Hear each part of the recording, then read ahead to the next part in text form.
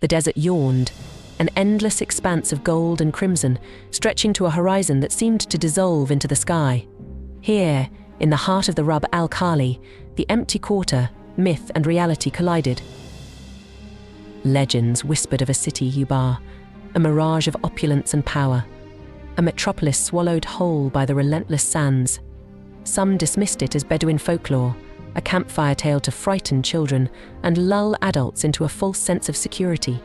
Others, possessed by an insatiable thirst for the unknown, were drawn to the desert like moths to a flame, their hearts pounding with a mix of anticipation and dread. Among these dreamers was Dr. Elara Kadir, an archaeologist with eyes that held the ancient world and a spirit as indomitable as the desert itself. She had spent countless years deciphering cryptic texts, poring over faded maps, and following the faintest of clues.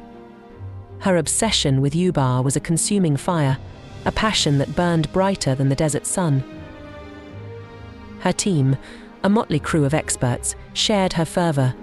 There was Ben, the grizzled geologist with a sixth sense for water, Anya, the linguist who could decipher tongues lost to time, and Tariq, the Bedouin tracker whose knowledge of the desert was as vast as the dunes themselves. Their journey began at the edge of the known world, a perilous trek into the unknown. The desert was a merciless adversary, testing their endurance at every turn. Sandstorms howled like banshees, burying their vehicles, threatening to consume them whole. Days turned into nights, and nights into days, as they pushed deeper into the heart of the empty quarter. Then, one sweltering afternoon, something shifted. The dunes seemed to undulate with an unnatural rhythm, as if a giant were stirring beneath the surface. The air grew heavy, charged with an electricity that crackled in the silence. And then they saw it, a faint outline, a shadow etched into the sand. It was a city. A city of stone and shadow, half buried, half revealed.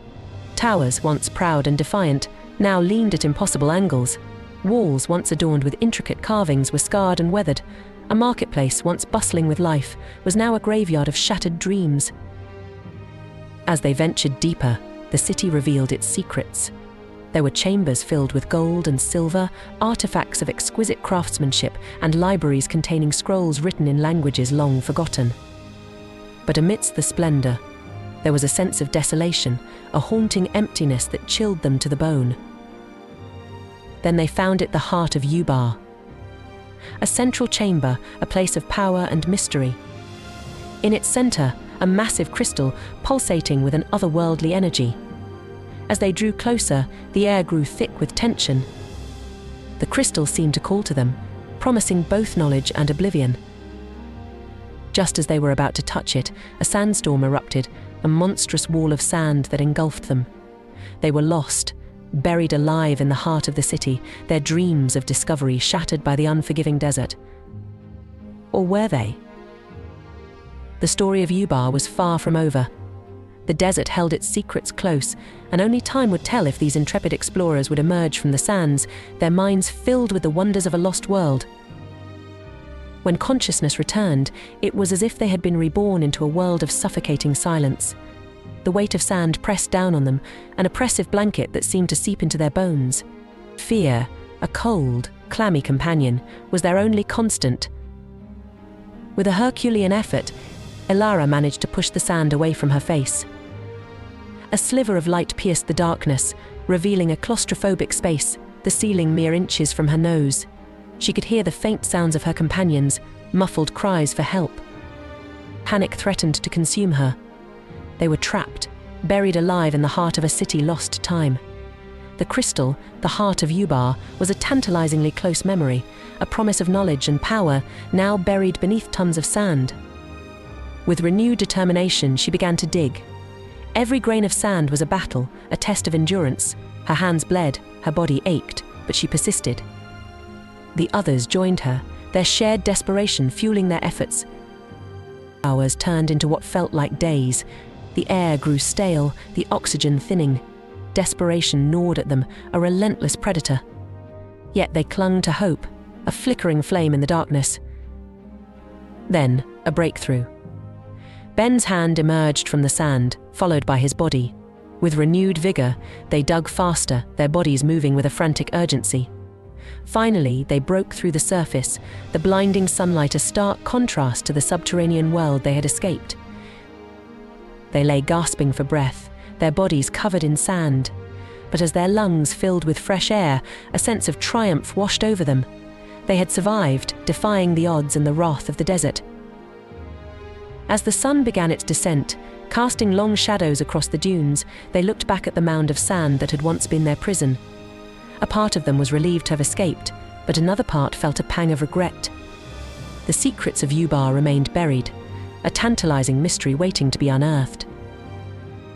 They had survived, but the desert had claimed its victory.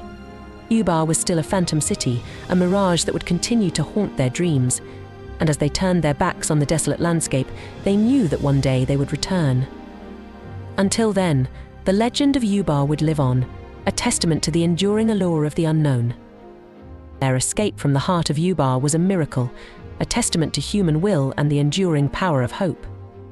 Yet, the desert had only offered a temporary reprieve. The city, with its tantalizing secrets, remained buried beneath the shifting sands. Back in the world of sunlight and civilization, their story became a legend. They were hailed as heroes, survivors of the impossible. But for Elara and her team, the desert had cast a spell, a siren song that called them back. Years passed, and their lives took different paths. Ben returned to the earth, his heart forever marked by the desert. Anya found solace in ancient texts, her mind still haunted by the lost languages of Ubar. Tariq, the Bedouin, retreated to the vastness of the desert, a solitary guardian of its secrets. Elara, however, couldn't escape the pull of the unknown. With renewed determination, she gathered a new team, a younger generation eager to write their own chapter in the annals of exploration. Their equipment was more advanced, their knowledge deeper, and their spirit as indomitable as ever. They returned to the desert, this time armed with satellite imagery, ground-penetrating radar, and a wealth of data. They spent months mapping the dunes, searching for anomalies, for any sign of the lost city. And then, one day, hope flared again. A peculiar formation, a shadow in the sand, caught their attention. It was a faint outline, a ghost of a city, as if the desert was teasing them with a glimpse of what lay beneath. With renewed vigor, they began to excavate, their hearts pounding with anticipation. As the layers of sand peeled away, a world of wonder emerged. There were structures more magnificent than they had imagined, adorned with intricate carvings and symbols that defied interpretation. There were libraries filled with scrolls and workshops where artisans had once toiled. But most importantly, they found it the crystal chamber. At its center, the crystal pulsed with an otherworldly light, a beacon of knowledge and power. As they drew closer, they felt a connection, a resonance that seemed to vibrate through their bodies. In that moment, they realized that Ubar was not just a city, but a living entity, a repository of knowledge that could change the world. And they, the chosen ones, were its guardians. The journey had just begun. The secrets of Ubar were waiting to be unveiled, and the world was about to be changed forever.